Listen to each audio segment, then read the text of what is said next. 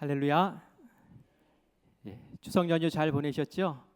이제 우리가 추석 연휴에 여독을 다 떨쳐버리고 이제 새로운 마음으로 이 가을을 또 시작하기를 간절히 축원합니다. 얼마 전에 제가 동해 삼척지방 교역자들과 장로님들이 친교하는 시간을 갖자고 해서 같이 모임을 가졌습니다. 한편에서는 축구도 하고 배구도 하고 축구가 아니라 족구였군요. 서로 교제하는 시간을 가질 때에 저는 이제 어느 목사님하고 함께 이야기를 나누었는데 그 목사님이 좀 하소연을 저한테 하더라고요. 요즘 교회마다 가을에는 우리 영혼 구원합시다 해서 전도하는데 마음을 그렇게 집중하고 쓰고 있어요. 우리 교회도 큰빛 새생명 축제를 통해서 영혼 구원하자라고 우리 온 교인들이 마음을 집중하고 있지 않습니까? 다른 교회들도 마찬가지인 것 같아요. 그래서 그날 이제 어느 날 이제 전도합시다, 영혼 구원합시다, 하나님 마음이 이렇습니다라는 내용으로 우리 성도들의 마음에 동기부여하려고 열심히 말씀을 전하고 그리고 점심 애찬을 하고 어느 집사님과 차를 같이 마시게 되었는데 이 집사님이 그런 얘기를 하시더래요. 목사님, 저 최근에 가장 친한 친구 전도했어요 라고 얘기를 하더랍니다. 그래요? 그러면 전도했으면 내가 알 텐데 누구죠? 세가족으로 등록을 했나요? 하고 그렇게 물어봤답니다. 그랬더니 죄송해요 목사님 하면서 하는 말이 우리 교회 데려오면은 상처받고 나갈 것 같아서 다른 교회에 등록시켰어요. 이렇게 얘기를 하더래요. 이야기를 듣고 마음이 와장창 무너지는 마음이 들었다고 얘기를 해요. 그렇다고 집사님 지금 정신이 어디 있는 거예요? 그렇게 하시면 어떡해요? 우리 교회로 오셨어야죠 하면서 이게 말할 수 있는 나무랄 수 있는 그러한 근거도 없었대요. 왜냐하면은 그 목사님이 담임하고 있는 교회가 어려움을 요즘 겪고 있나 봐요. 갈등이 있나 봐요. 교인들 간의 갈등이. 그래서 그것 때문에 소가리를 하고 있는데 이런 모습을 이제 새로 온 사람들이 보면은 그 뭐 있고 싶겠어요? 교회가 뭐 이래 하면서 갈 것 같으니까 그 마음이 참 어려웠습니다라는 얘기를 저한테 솔직하게 얘기를 하더라고요. 여러분 이런 말 들어보신 적 있습니까? 인생의 방황은 예수님 만나면 끝나고 신앙의 방황은 좋은 교회 만나면 끝난다. 들어보셨어요? 예, 굉장히 뭐 진리 같은 말씀인 것 같아요. 예수님을 만나면 우리 인생의 방황이 끝나죠. 그래서 인생 가운데 예수님 만나는 것처럼 소중한 게 없는 거죠. 그런데 이에 못지않게 좋은 교회를 만나서 행복한 신앙생활 하는 것 그것도 굉장히 중요한 일인 줄 믿습니다. 제가 목사님과의 이야기를 듣고 나서 생각해 봤어요. 우리 교회는 누구에게나 자신 있게 우리 교회 오라고, 우리 교회 너무 좋다고, 우리 교회 오면은 행복하다고 그렇게 여러분들 전도하실 수 있겠습니까? 아멘. 저는 아멘으로 생각하는데 여러분 이렇게 소리가 작으세요. 다시 물어볼게요. 자신 있게 누구에게나 우리 교회 오라고 그렇게 말씀하실 수 있습니까? 아멘. 우리 그런 교회 되기를 원합니다. 오늘 말씀이 그런 교회 만들어가는 비법을 알려주는 말씀이에요. 오늘 이 말씀을 통해서 정말 아까 그 목사님 말씀하셨던 그 안타까운 교회가 아니라 언제든지 누구에게든지 자랑하고 우리 교회 와봐 행복해 라고 말할 수 있는 교회 되기를 간절히 바랍니다. 어떤 교회가 그런 좋은 교회일까요? 여러 가지 요소들을 얘기할 수 있겠죠. 그런데 아까도 얘기한 것처럼 교회의 구성원인 성도들이 서로 뜨겁게 사랑하고 서로 위해주고 갈등이 없고 서로 격려해주고 품어주는 교회가 진짜 좋은 교회인 줄 믿습니다. 탁월한 설교자가 있어요. 그리고 교회 시설도 너무너무 좋아요. 교회 프로그램도 좋아요. 교회 재정도 든든해요. 그런데 교인들이 서로 갈등하고 있으면 그것은 좋은 교회 아닙니다. 위험한 교회예요. 좋은 교회라고 말할 수가 없어요. 좋은 교회는 성도가 중요한 거예요.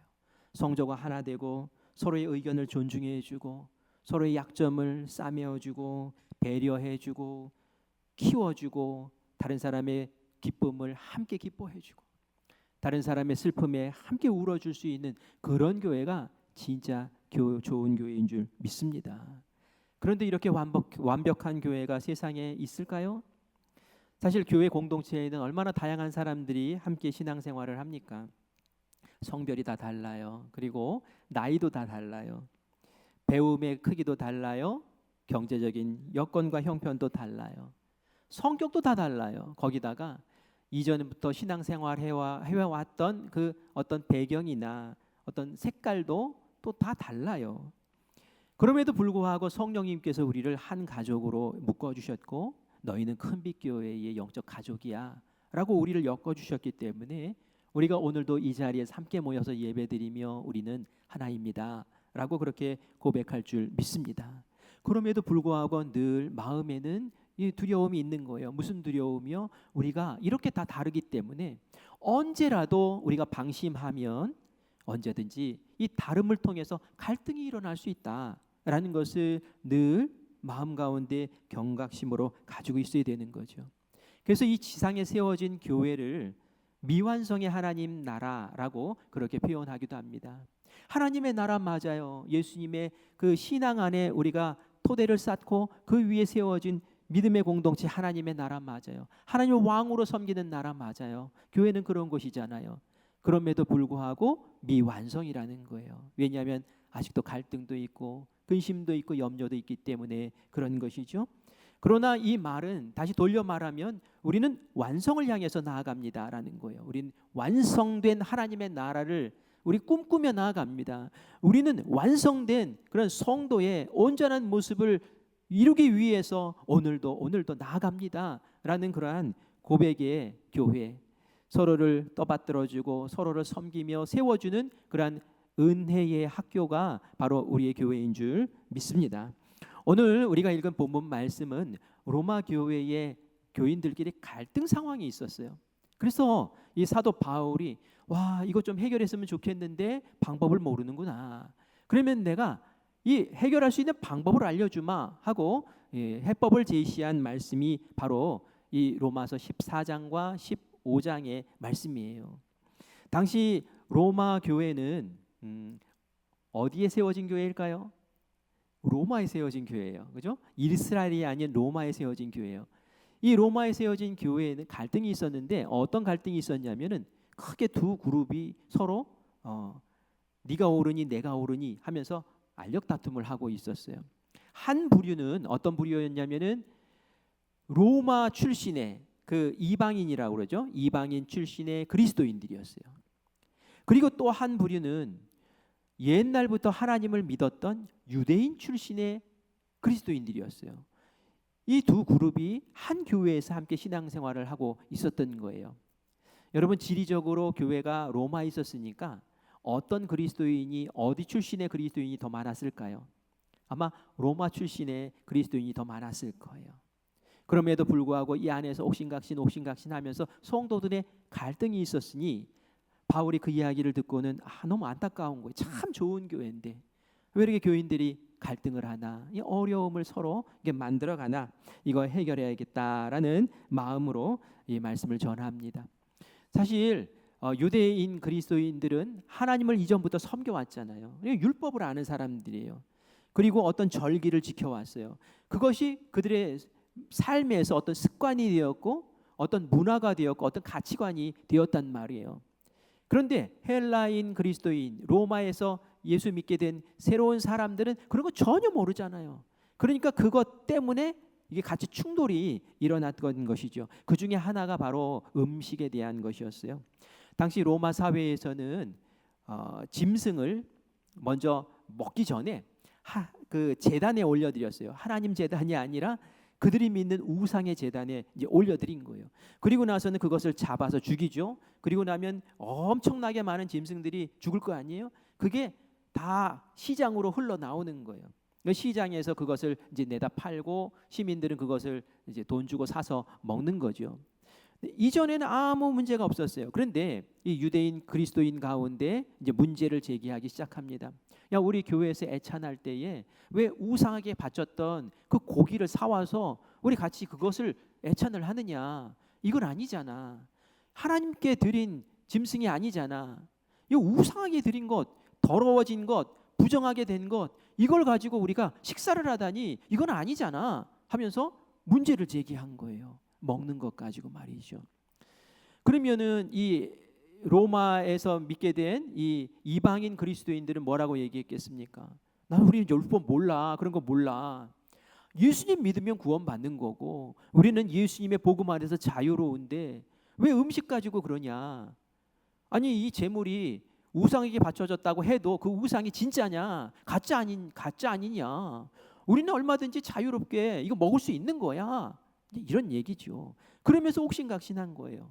여러분들은 명절 보내면서 혹시 제사 음식 때문에 고민해 보신 적 있으세요? 이 제사 음식 이거 어떻게 해야 되지? 이거 귀신 앞에 막 이렇게 드린다고 했던 건데 이거 먹어야 되나 말아야 되나? 고민하십니까?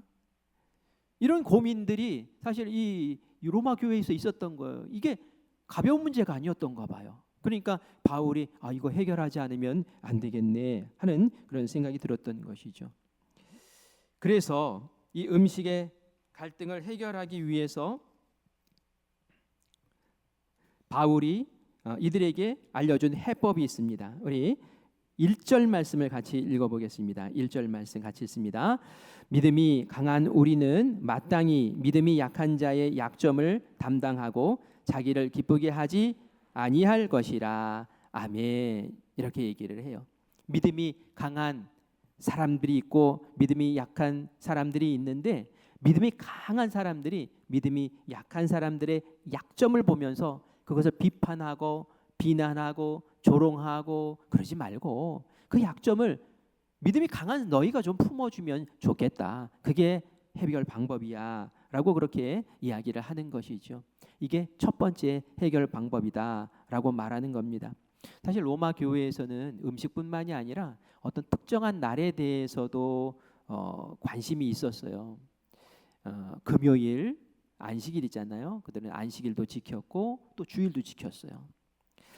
제가 예전에 어느 성도님하고 얘기를 하면서 왜 속회를 우리 교회 아니에요. 제가 다른 교회 있을 때 왜 속회를 금요일에 안 드리고 다른 요일에 드리냐고 얘기를 하는 거예요. 그래서 이게 무슨 말인가 그랬어요.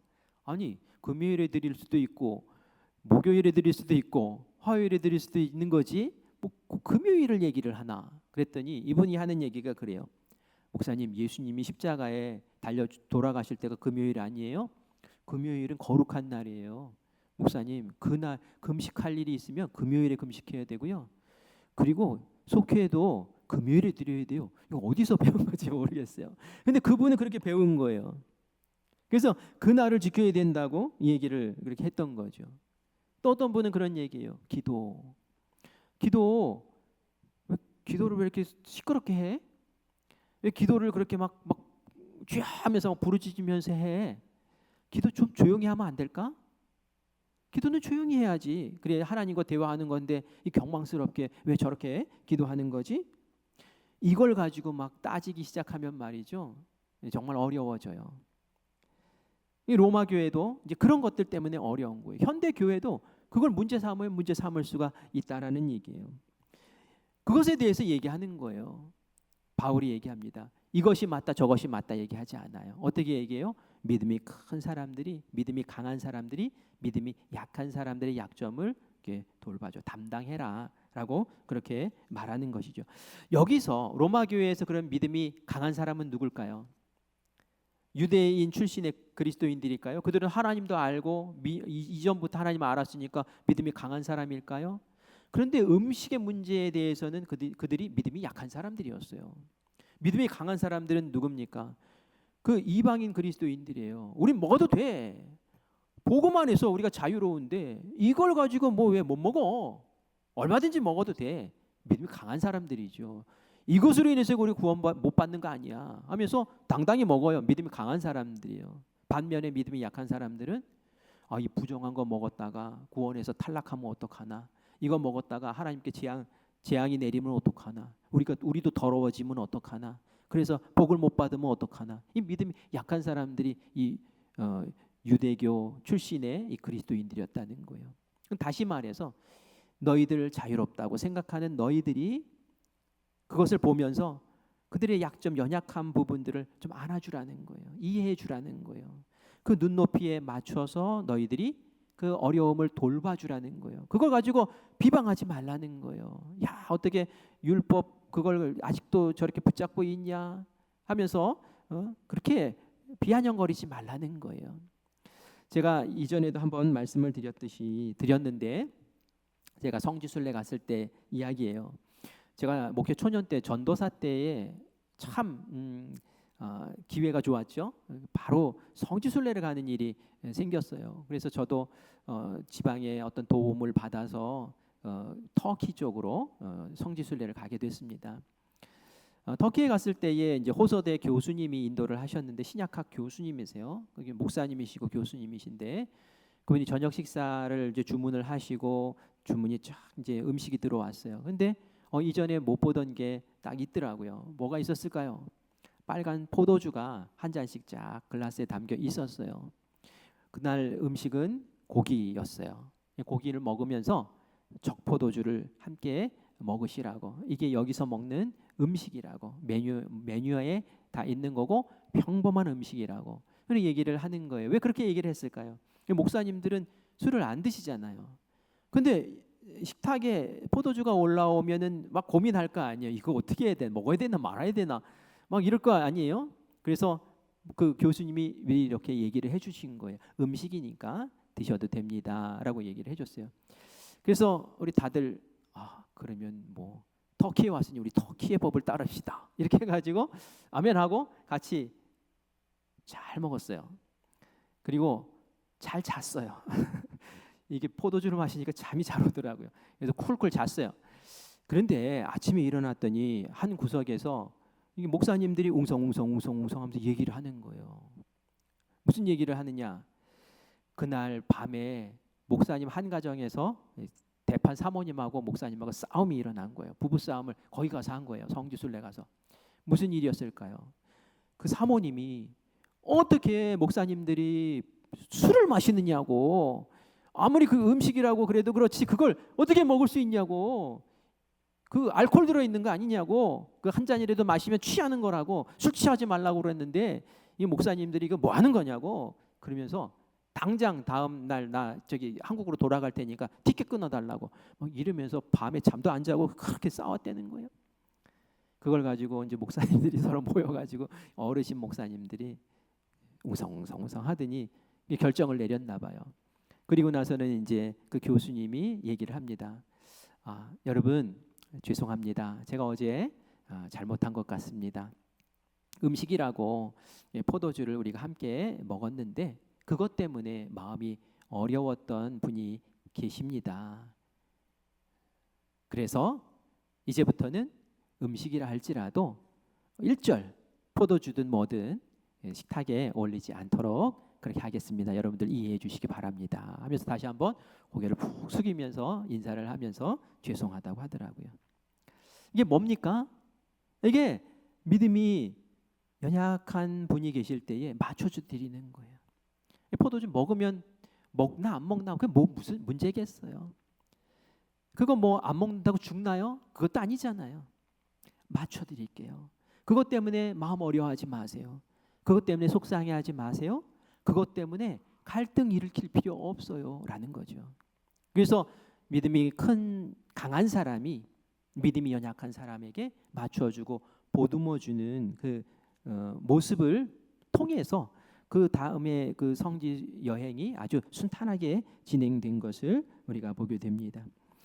우리가 이렇게 믿음 큰 사람, 믿음 약한 사람 이렇게 얘기할 때에 이 바울이 얘기한 것을 다시 한번 집중해서 봐야 될 게 뭐냐면은 바울이 믿음이 큰 사람, 믿음이 강한 사람, 믿음이 약한 사람이라고 표현했어요. 옳은 사람, 그른 사람, 참된 사람, 거짓인 사람 이렇게 구별하지 않았다는 얘기예요. 믿음이 큰 사람, 강한 사람, 믿음이 약한 사람 이렇게 표현했어요. 왜 그랬을까요? 그것은 음식 문제라는 것은 구원과 관련된 일이 아니기 때문에 그래요. 그렇죠? 바울이 거짓 복음 전하는 사람들에 대해서는 거짓 교사라고 얘기했어요. 그들이 가르치는 것은 거짓이라고 얘기했어요. 그건 진리가 아니라고 얘기했어요. 왜냐하면은 그들은 십자가의 구원으로 우리가 구원받지 못한다고 얘기했거든요. 십자가의 구원 말고도 율법을 지켜야 돼. 그래야지 온전한 구원을 받지. 이렇게 얘기하니까 그건 아니라는 거예요. 그래서 그 선생들에게 너는 거짓말쟁이고 거짓이다. 교회에서 떠나라. 다시는 저희들과 상종하지 말아라. 얼마나 엄하게 얘기했는지 몰라요. 근데 지금 믿음이 강한 사람, 믿음이 약한 사람 얘기할 때는 그것은 본질적이 아닌 것이란 얘기예요. 음식이 구원을 좌우한다는. 그런데 이 본질적이 아닌 것 가지고 왜 이렇게 그것을 가지고 다투고 싸우고 갈등하고 공동체를 어렵게 만들고 공동체를 우울하게 만드냐는 거예요. 그거 아니잖아 라는 얘기예요. 우리가 신앙생활을 하다 보면은 본질인 비본질 이거 구별할 줄 알아야 됩니다. 본질이 뭡니까? 예배 드리는 거 본질입니까? 비본질입니까? 예배 드리는 건 본질이에요. 전도하는 것 본질입니까? 비본질입니까? 전도하는 것 본질이에요. 이건 예수님께서 하늘나라 가시면서 우리에게 땅 끝까지 이르러 내 복음의 증인이 되라고 그렇게 우리에게 명령하시는 거예요. 우리 사명이에요. 본질이에요. 그런데 예배 드릴 때 어떤 교회 가면은 막 열린 예배 드린다고 그래요. 저는 지금 이게 성의를 입고 여러분 앞에 섰어요. 근데 어떤 교회 가면은 목사님이 청바지 입고 그리고 가벼운 남방 입고 그리고 이게 말씀 전하는 교회도 있어요. 또 어떤 교회는 막 찬양으로만 해요. 또 어떤 교회는 경건하게 그렇게 하면서 이렇게 나아가기도 해요. 어떤 예배가 옳은 예배냐 이거 가지고 이제 따지기 시작하면 어려워지는 거예요. 예배는 본질이지만 예배의 형태는 비본질인 거예요. 곁가지인 거예요. 그렇다고 막 그냥 엉망으로 드리면 안 되겠죠. 그 안에 하나님을 경외하고 하나님 찬양하고 또 기도가 있고 말씀이 있고 그러면 형태는 좀 달라질 수 있는 거예요. 우리가 지금 드리는 예배가 초대교회의 예배와 똑같겠습니까? 아니겠죠. 초대교회 때 드럼 쳤습니까? 아니겠죠. 초대교회와는 달라요. 예배 형태는 다른 거예요. 본질인 복음에 우리가 다양한 옷을 입혀서 지금 이 시대에 적합한 옷으로 우리가 입는 거란 말이죠. 기도도 마찬가지인 거예요. 기도는 본질이에요. 그러나 때로는 묵상하며 기도할 수도 있고 때로는 너무 간절해서 부르짖으며 기도할 수 있고 때로는 금식하며 기도할 수 있고 그런 거예요. 다양한 모습이 있는 것이지 무엇은 옳고 무엇은 그르고 이게 옳고 그름의 문제가 아니라는 거죠. 교회에서 신앙생활할 때 본질이 무엇인가를 잘 파악해야 돼요.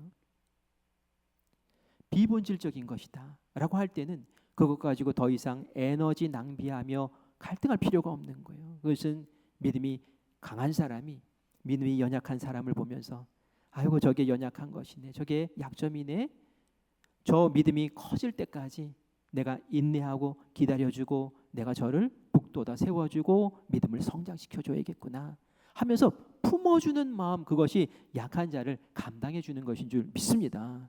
그게 바로 교회의 모습이라는 거예요. 이런 모습으로 나아갈 때의 교회는 행복해지고 따뜻해지는 겁니다. 어떤 여자 집사님이 자기 남편을 꼭 전도하고 싶었어요. 무던히 했었어요. 늘 기도했어요.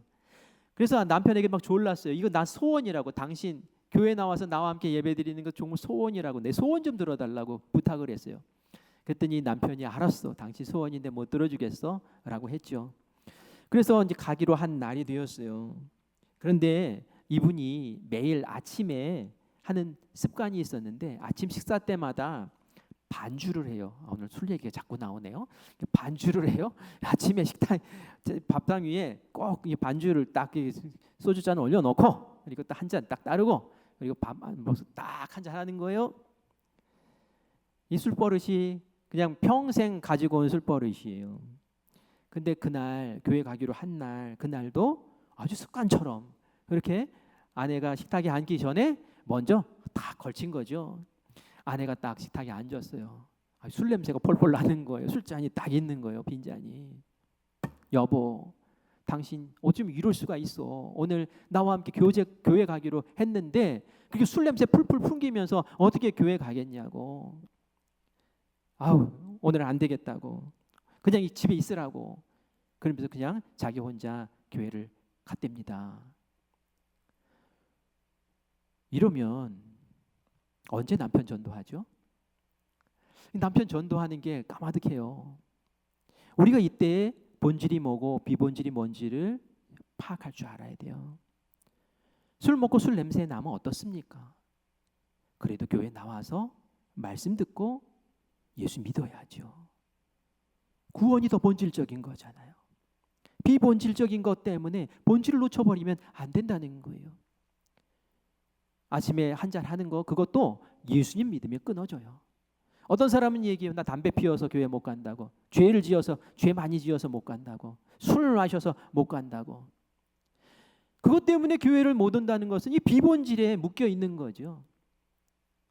우리가 본질을 딱 붙잡으면은 본질 속에서 능력이 드러나서 비본질적인 것도 다 정리해 나가고 술도 끊게 하시고 담배도 끊게 하시고 그리고 죄도 회개하게 하시고 새 사람으로 바꾸시는 은혜가 있을 줄 믿습니다. 그러므로 우리가 비본질적인 것에 얽매이지 말라는 거예요.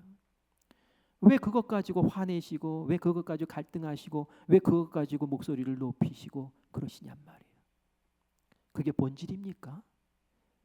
비본질적인 것에 우리의 마음을 두지 맙시다. 그것이 우리를 속이는 거예요. 오히려 연약함을 보고 돌보는 사람, 그 사람이 큰 사람인 거죠. 우리 4절 말씀을 같이 읽겠습니다. 4절입니다. 무엇이든지 전에 기록된 바는 우리의 교훈을 위하여 기록된 것이니 우리로 하여금 인내로 또는 성경의 위로로 소망을 가지게 함이니라. 아멘, 아멘. 믿음이 연약한 자들을 보았을 때 인내로 감당하라는 거예요. 인내. 오래도 기다려줘야 돼요. 클 때까지. 그리고 위로해줘야 돼요. 쓰러지지 않게, 무너지지 않게. 그래서 소망의 길로 쫙 인도해내는 그 모습을 로마 교회에 바울이 기대하고 있다라는 얘기죠. 좋은 교회 되기 위해서는 이 첫 번째를 얘기를 했고 이제 두 번째 얘기입니다. 두 번째는 뭘까요? 두 번째는 나를 잘 살펴보라는 얘기입니다. 우리 1절 후반부와 2절 말씀을 같이 보겠습니다. 같이 읽습니다. 자기를 기쁘게 하지 아니할 것이라 우리 각 사람이 이웃을 기쁘게 하되 선을 이루고 덕을 세우도록 할지니라. 아멘, 아멘. 보니까 자기를 기쁘게 하지 말라고 얘기해요. 자기를 기쁘게 하지 말라고. 자기를 기쁘게 하지 말라는 것은 뭡니까? 믿음이 강한 사람들, 야 고기 먹어도 돼 이런 사람들 있잖아요. 나는 자유로워. 내가 이거 먹는다고 뭐 부정하게 돼? 아니야. 나는 예수님 안에서 자유로워. 내가 이걸 먹어서 니들이 시험에 들든 말든지 나는 괜찮아 하면서 그냥 해버리는 거예요. 이게 바로 자기 기뻐하는 모습이라는 거예요. 이런 태도 하지 말라는 거죠. 왜 그렇게 하느냐는 거예요. 그렇게 할 때에 그 주변에 있는 사람이 상처받고 주변에 있는 사람이 아프잖아요. 그래서 2절에 이렇게 얘기하는 거예요. 우리 각 사람이 이웃을 기쁘게 하라고. 너 기뻐하는 것 그건 내려놓고 이웃 기쁘게 하라고. 덕을 세우고 선을 쌓으라고 그렇게 이야기를 합니다. 이 모습이 바로 예수님의 모습이라고 바울은 얘기해요. 예수님도 자기 기쁘라고 그렇게 살지 않으셨다는 거예요. 우리 3절 말씀 같이 읽겠습니다. 그리스도께서도 자기를 기쁘게 하지 아니하셨나니 기록된 바 주를 비방하는 자들의 비방이 내게 미쳤다 함과 같으니라. 아멘. 그리스도도 뭐라고 했어요? 자기를 기쁘게 하지 아니하셨나니. 예수님도 그렇게 하셨다는 거예요. 예수님이 이 세상에서 사실 때에 당신 기쁜 대로 하지 않으셨다는 거예요. 예수님이 십자가 지고 싶으셨겠어요? 예수님이 채찍 맞고 싶으셨겠어요? 예수님이 조롱받고 핍박받고 싶으셨겠느냐는 말이에요. 예수님 그것을 다 이길 수 있는 능력이 있으세요. 피할 수도 있고요, 물리칠 수도 있어요. 그러나 당신의 기쁨을 위해서 그렇게 하면은 인류 구원은 누가 합니까? 사람들은 누가 구원합니까? 누가 십자가에 달려 인류를 위해 죽겠습니까? 예수님께서는 자기 기쁜 대로 하지 않으셨다는 거예요. 비방받는 거 다 받으시고 모멸당하는 거 다 받으시고 십자가의 고통 다 받으시고 그러면서 우리를 하나님의 백성 삼으시기 위해 덕을 쌓고 선을 이루시기 위해서 우리 기쁘라고 그렇게 예수님께서 십자가의 길을 걸어주신 줄 믿습니다. 그래서 예수님 말씀하시죠. 인자가 온 것은 섬김을 받으려 함이 아니야. 도리어 섬기려 하고 오히려 자기의 목숨을 모든 사람들의 대속물로 주려고 이 세상에 오셨다고 그렇게 말씀하시지요. 약한 자를 위해서, 죄 때문에 눌린 자를 위해서 당신의 사랑과 생명을 아낌없이 쏟아 부어주시면서 우리를 담당해 주신 그 예수님, 그 예수님처럼 우리도 교회에서 그렇게 살으라고 그렇게 말씀을 하십니다. 예수님의 이런 모습이 교회를 살리는 거죠. 로마서 14장 8절 말씀을 같이 읽겠습니다. 우리가 살아도 주를 위하여 살고 죽어도 주를 위하여 죽나니 그러므로 사나 죽으나 우리가 주의 것이로다. 아멘. 그래요. 나를 기쁘게 살지 않기 위해서는 이 정신이 필요하다는 거예요. 내가 기쁘지 않게. 그러면 예수님 안에 내가 죽어야 돼요. 내가 지금 사는 것, 내가 신앙생활하는 것, 내가 생각하는 이것은 주님을 위해서입니다 라고 하면 내가 죽을 수 있어요. 그런데 내가 잘 안 죽어요. 그게 문제라는 거예요. 주님의 영광을 위해서 내가 사나 죽나 주를 위해서 라고 할 때 나는 얼마든지 낮아질 수 있어요. 왜요? 예수님이 이미 나를 위해서 그렇게 하셨기 때문에, 나를 위해 예수님이 죽어주셨기 때문에, 그 사랑을 내가 알기 때문에 나도 예수님을 위해서 죽어줄 수 있습니다. 주님을 위해서 살 수 있고요, 주님을 위해서 헌신할 수 있고요, 주님을 위해서 충성할 수 있습니다. 주님을 위해서 죽는 자리까지도 갈 수 있습니다. 이게 바로 바울이 로마 교인들에게 바라는 그 삶의 모습인 것이죠. 여러분도 주님을 위해서 그렇게 사실 수 있겠습니까? 그렇게 사셔야 돼요. 그러면 내가 죽을 수 있어요. 우리가 헌신할 때 그런 얘기해요. 주님을 위해서, 주님의 영광을 위해서, 주님의 뜻을 위해서 그렇게 이야기를 합니다. 그런데 제가 질문하고 싶어요. 정말 주님을 위해서입니까? 나의 충성과 헌신과 나의 열심이 정말 주님만을 위해서입니까? 정말 주님만을 위해서입니까? 한번 여러분 물어보세요. 혹시 그 배우에 나의 영광은 없습니까? 나의 영광은 도사리고 있지 않습니까? 나의 영광이 도사리지 않으면 내가 화낼 일이 없어요. 내가 불편할 일이 없어요. 내가 주님의 영광을 위해서 죽었는데 왜 내가 불편하냔 말이에요. 하나님 앞에서 여러분 정직합시다. 그리고 내가 주님을 위해서 나아갑니다 라고 새 마음을 갖기를 바라요. 그러면 하나님의 성령이 나를 충만히 채우시고 그 사랑으로 약점이 있는 그 사람들 담당할 수 있는 힘이 생기고 그를 돌볼 수 있는 은혜가 생기는 줄 믿습니다. 바울이 한 번 말씀하세요. 우리 7절 말씀 같이 읽겠습니다. 그러므로 그리스도께서 우리를 받아 하나님께 영광을 돌리심과 같이 너희도 서로 받으라. 아멘. 그리스도께서 우리를 받아주셨대요. 이 받는다는 말은 단순히 참는다 뭐 이런 얘기 아니에요.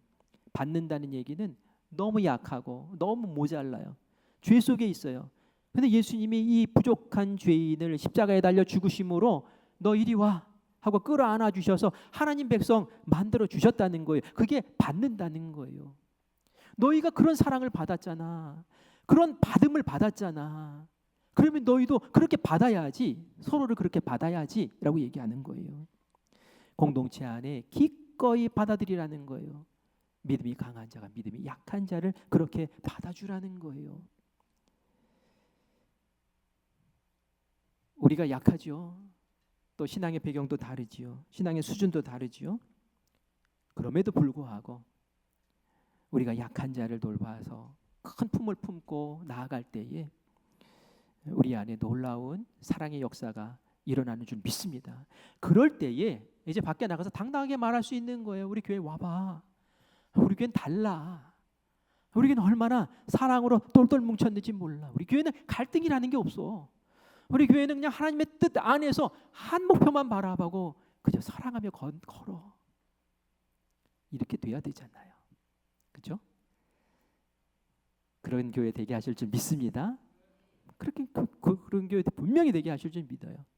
그리고 그런 교회를 통해서 하나님은 이 갈등이 없는 교회에 이방의 모든 열방들까지 품을 수 있는 은혜를 주시는 거예요. 우리 안에서조차 갈등을 해결하지 못하는데 무슨 열방을 품을 수 있겠습니까? 그건 아니에요. 말도 안 되는 소리예요. 그래서 로마 교회 말하는 거예요. 너희들 안에 이 갈등을 다 해결해. 내 방법까지 다 알려줬잖아. 이제는 나와 함께 열방을 향해서 우리 같이 품을 벌리고 우리 함께 선교하는 교회 되자라고 이 로마 교회를 세웁니다. 우리의 교회가 그런 큰빛 교회 되게 하실 줄 믿습니다. 여러분 자신감 가지시고 우리 교회 와봐. 괜찮아. 너무 좋아.